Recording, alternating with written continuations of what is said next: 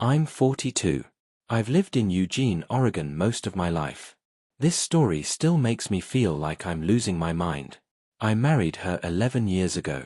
She was funny, kind, patient. We had a good thing, no big drama. We bought a small home with a decent yard, nothing fancy, but enough space for a grill, a couple chairs, and a patch of grass for our dog. We had no kids, that was a choice. We both worked full-time and liked our quiet life. I always thought we were solid. Then last year, her parents moved in. It started with a phone call. She told me her folks were thinking about selling their house in Klamath Falls and moving closer to us just for a while. She said they'd stay in the guest room until they found a new place. I asked how long. A while, she said. A few months, maybe less. I agreed because that's what you do for family, right? They moved in late March. Her dad's in his 70s, one of those guys who thinks he knows everything about everything. Her mom is quieter but sharp, always watching. I kept my mouth shut even when he criticized how I cut the lawn or when she accidentally reorganized our pantry. I figured it wouldn't last long. About 6 weeks in, they asked if they could use part of the backyard for a garden. It was her mom's idea. She said it'd be a good way to stay active and help with groceries. I didn't care about the tomatoes or whatever, so I told them, sure, go ahead. I helped him lay out 2 raised beds he made from scrap wood. We dug up part of the lawn together.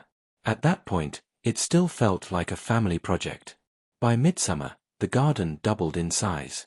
They added more beds, then fencing, then a small plastic greenhouse from Home Depot.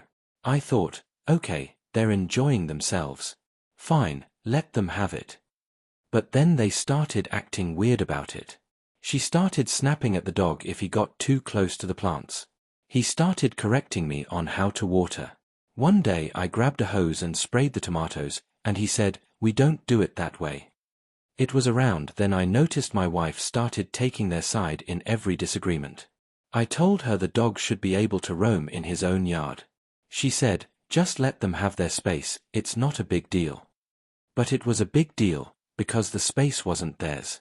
That fall, he bought a prefab shed. He put it in the far back corner and filled it with tools, seed packets, and all his crap. When I told him we'd need to move it when winter came, he said, "We'll cross that bridge later." Then winter came. The garden went quiet, but the shed stayed. So did the little solar lights they'd strung across the fence. So did the damn gnome statues. Then one night in January, I came home and saw something that really pushed me. They put up a sign near the edge of the patio garden area, "Please keep out." I brought it up to my wife. She sighed and said, "It's just a joke. My dad gets protective, that's all." I said, "We can't joke about territory in our own backyard." She just rolled her eyes. By spring, they took over even more of the yard. He built a bench under a homemade trellis and called it a meditation spot. She told a friend on the phone it was her sanctuary. It was like I didn't exist. I kept thinking they're temporary. They'll be gone soon. But they weren't. No one was house hunting. No one even talked about moving out anymore. They just settled in like it was theirs. Then came the sign. One morning in April, I let the dog out. I stood on the porch with my coffee. The sun had barely come up. That's when I saw it, a brand new wooden post driven deep into the ground just before the garden. Hanging from it, in bold black letters, "Private property, do not enter." I blinked, walked over, touched the sign like it might be fake. It was real, solid, screwed in, carefully painted. I pulled it out, not gently. I yanked it from the ground like it was a dagger. My hands were shaking. Later that day, I waited for my wife to get home. I didn't hide it. I laid the sign on the kitchen table. She looked at it, then looked at me. "You pulled it out," she said, like I was the one out of line. "What the hell is this?" I asked. "Private property in our backyard." She rubbed her forehead. "Come on, it's just a way for my dad to feel like he has a place. You know how he is." "That's not a place," I said. "That's our damn yard. I didn't sign anything over." She folded her arms. "You've been so controlling about it. You never cared about the backyard before they started using it. Now suddenly you have a problem." That was the moment I realized something had shifted. This wasn't about gardening anymore. This was about power, territory, control. I didn't sleep that night. I stayed up and stared out the back window. I saw him walk into the garden after dark. He looked at the empty spot where the sign had been, then shook his head and went into the shed. I didn't care. The next morning, I called a lawyer. I needed to know exactly where I stood because I wasn't about to let two people who didn't pay a dime for this house take a piece of it and call it theirs. That afternoon, she asked if I was okay. I said, "We need to talk about who's in charge of this house." She said, "It's not a dictatorship." I said, "No, but it sure as hell isn't a democracy where your parents get to vote." She didn't answer, just walked away. That night, he knocked on our bedroom door and said, "Can we have a civil conversation tomorrow morning? I'd like to clear the air." I said, "Sure." But I already knew I wasn't clearing anything. I was about to take it all back. The next morning, I woke up early, didn't sleep much again. I went downstairs, made coffee, and waited. She was already gone, left early for work without a word, just a text, "We'll talk later." At exactly 9 a.m., he walked into the kitchen like he owned the place. He poured himself some coffee from my pot without asking and sat down across from me at the table like it was a damn boardroom meeting. He folded his hands and said, "I think we've had a breakdown in communication." I stared at him. "No, I think we've had a breakdown in respect." He smirked like I was being dramatic. "You have to understand, we've spent a lot of time and money on that garden. It's become something special to us, part of our routine, our mental health even. I think it deserves some boundaries." "It's not your land," I said flat out. "You don't make rules on my property." "That's just it," he said leaning forward. "You keep saying it's your property, but you two are married. She's the one who invited us. She's made it clear to us that she considers the yard part of our shared family space now." I froze. "What does that mean?" He looked me dead in the eye. "It means we're not going anywhere, and we're not giving up that garden. So if you want peace, you need to accept that." I laughed. It came out colder than I meant.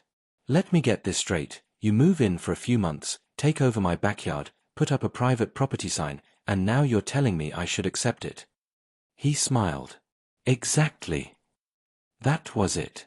I stood up, walked straight to the garage, opened a storage bin, and pulled out the deed to the house, black and white, my name, no one else's. I walked back into the kitchen and dropped it on the table. "This is who owns this house. Not you. Not her. Me." He didn't even look at it. He just stood up and said, "You've made your position clear. I hope you don't regret it." That evening, she came home. I didn't give her a chance to get settled. I said, "We need a serious talk. No walking away this time." She nodded slowly. I heard from my dad later that she said, "You threatened him." I blinked. "Threatened?" I showed her the deed. "Yeah," she said, arms crossed. "You waved it around like a power move. You're acting like a tyrant." "Tyrant?" I said. "You've let your parents take over my house. They don't pay rent. They make rules.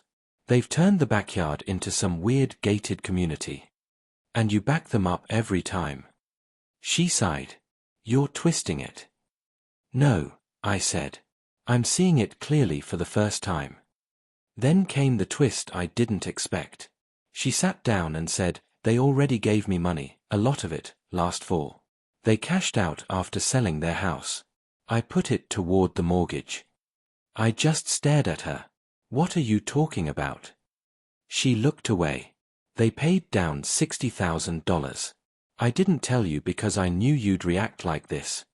I felt my face go cold. "You used their money without asking me. On the house that's in my name. It's our house." She said, "I did what was best for us." I shook my head. "No. You did what was best for them." She got quiet. The silence between us was heavy. I stood up, walked outside, and looked at the yard, at the garden, the lights, the fencing, the shed, all of it. It looked more like theirs than mine now. And I had no idea who I was married to anymore. That night, I called a different lawyer. Not for the house, for a divorce consultation. I hadn't made up my mind yet, but something had shifted, and there was no going back. The lawyer was calm, direct, and didn't talk down to me. I told him everything, the backyard, the garden, the money, the sign, all of it. When I mentioned the $60,000 she took from her parents and put toward my mortgage without telling me, he paused. Did she transfer it as a gift or a loan? Was there any agreement in writing? No, I said. She just told me last night. It was news to me. He nodded slowly. That's good if it was a gift to you. That helps. But if they try to claim it was a loan, things could get messier, especially in divorce. That word hit hard. Divorce. I didn't tell her I had seen a lawyer. Not yet. But everything felt like it was spiraling. 2 days later, things got worse. I came home early from work, around 4 o'clock. As I pulled into the driveway, I saw him in the backyard along with 2 other men, strangers. One had a tape measure, the other had blueprints. I didn't even get out of the truck before I was storming across the lawn. What the hell is this? He turned cool as ever. Landscape planning for what? He raised an eyebrow. We're thinking of putting in a pergola, something permanent. Raised deck. A water feature, maybe. My buddy here does this professionally. I looked at the guy. You're not doing anything unless I sign off. He held up a hand. Just brainstorming, no need to get heated. Brainstorm in your dreams, I said. This isn't your land. This isn't your project. And I don't want strangers in my yard when I'm not home. The guy looked uncomfortable. Sorry, man. I was told it was all approved. I stared at him, then looked back at him. Who told you that? Her voice came from the patio behind me. I did. I turned. She was standing there with her arms crossed like she'd been waiting for me to lose it. I said, You went behind my back again. It's a backyard, not a war zone. She said, I thought if we actually fixed it up, maybe it wouldn't feel like a battleground. I just laughed, dry and bitter. So your solution was to build more without asking me? I'm tired of asking, she said, voice low. You say no to everything. They've done more for this house in a year than you've done in 10. That one hit hard. That night I packed a bag and took Baxter to a hotel. The next day I went back to the house during lunch to grab some work clothes. I figured it'd be quiet. She was at work. Her parents usually ran errands in the morning, but when I walked in, the kitchen smelled like strong coffee and burned toast. I froze. He was sitting at the table, typing something into my laptop. He didn't look up. What the hell are you doing on my computer? He kept typing. I was just pulling up the backyard plat. I wanted to check measurements. Found it in your files. I stormed over and slammed the laptop shut. Get the hell off my stuff. He looked up, calm. Don't get dramatic. You left it unlocked. You're in my house on my computer. You've crossed every line. He stood up slowly. Let me be clear, if you keep pushing like this, she's going to walk. And if she walks, guess who's going to have full support from her family in court? I stepped in closer. You threatening me? He smiled. No, I'm just preparing you. I didn't say a word. I walked out and drove straight back to the lawyer's office. I told him everything, the unauthorized garden, the money, the attempted construction, the access to my personal stuff. He said, it's time we put protections in place. Over the next week, I changed the locks, moved my accounts, transferred the title into a trust under my name only. I stopped playing defense. Then she served me with papers, not divorce, a petition for co-ownership of the property based on marital contributions, including her parents' money. They were coming for the house. They were coming for everything. But they didn't know I wasn't bluffing anymore. They didn't know I was building something too, not a garden, a trap. After I got served with the co-ownership petition, I didn't get angry, I got focused. The lawyer told me there were 2 possible outcomes. 1, they'd argue she and her parents had financially contributed enough to the home to get an equity claim. 2, they'd push for a forced buyout or sale of the house. Either way, I was about to lose control of what I built. So I made a choice. If they wanted to take the house, they were going to take it burned and salted, figuratively speaking. The lawyer helped me do 3 things. 1. We filed a motion to contest the co-ownership petition based on the house being bought and maintained entirely by me before the marriage. He gathered years of tax records, mortgage statements, even texts from her admitting she wasn't on the title. 2. We sent a formal cease and desist to him and his mother declaring them trespassers. I had security footage from our ring cam of him entering the shed, building that damn pergola without permits, and even one clip where he referred to our yard while talking to a contractor. All of it was used to establish overreach and unauthorized use. 3. We drafted a countersuit, a claim for damages and emotional distress tied to their illegal construction, occupation, and the financial mess she created by secretly using the $60,000 on the mortgage. Then I played my final card. I called her sister who lived in Bend. We hadn't spoken in years, but I knew she didn't like him or her. We met for coffee, and I told her everything, showed her texts, pictures, the sign, the blueprints, even a screenshot of him using my laptop. She was floored. I didn't ask her to take sides. She did anyway. Turns out he and his mother had also stayed temporarily with her after they sold their house 2 years earlier. They pulled the same act, took over her basement, treated it like theirs. When she asked them to leave, they guilt her with "we're family." She had to hire a lawyer to evict them quietly. She gave me her legal paperwork, signed a statement, and even agreed to testify if it came to that. Now I had a pattern. I handed it all to the lawyer. About 6 weeks later, we got our day in court. She came in calm and smug. He wore a suit like he was the one suing me. His mother didn't say much. But when the judge asked her lawyer to explain why they believed they had legal claim over the house, he stuttered through it. The lawyer stood up and unloaded everything, every receipt, photo, video, email, and affidavit. He showed proof she never disclosed the $60,000 to me. No co-sign mortgage, no written gift agreement, no documentation of her parents ever being tenants, contributors, or anything besides freeloaders. He showed video of him harassing me in my own kitchen. He even played a clip where she told a friend, "We've basically taken over the backyard. He just doesn't realize it yet." The judge didn't like that. After hours of testimony, the judge made it clear she had no legal claim to the house. The $60,000 was considered a voluntary undocumented contribution, legally seen as a gift unless proven otherwise. Her petition was denied. The judge gave her 30 days to move out. He and his mother were to be removed immediately. The court issued a no trespassing order on both of them.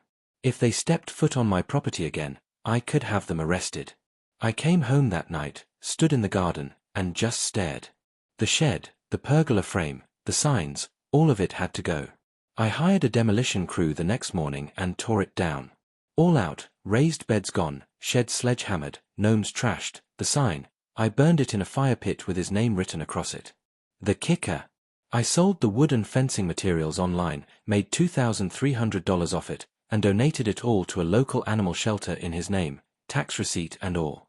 When she came to get the rest of her stuff, she asked, "Why did you go this far?" I said, "Because I let you all take too much for too long, and I needed you to remember whose house this is." She didn't cry. She just looked at the patch of bare dirt where the garden used to be and said, "You'll be alone forever." I said, "Better alone than overrun." It's been 6 months since, and I still live here. I built a deck where the shed used to be, just a grill, a chair, and a spot for him to sunbathe. Every night I sit out there, drink a beer, and listen to the quiet. No wind chimes, no private property signs, just peace. Real peace. And no one will ever take it from me again. If you enjoyed this video, please hit the like button, subscribe for more real stories like this, and don't forget to ring the notification bell so you never miss an update. I'd love to hear your thoughts. Have you ever had to fight for what's yours? Drop your story or thoughts in the comments below. I'll see you in the next one.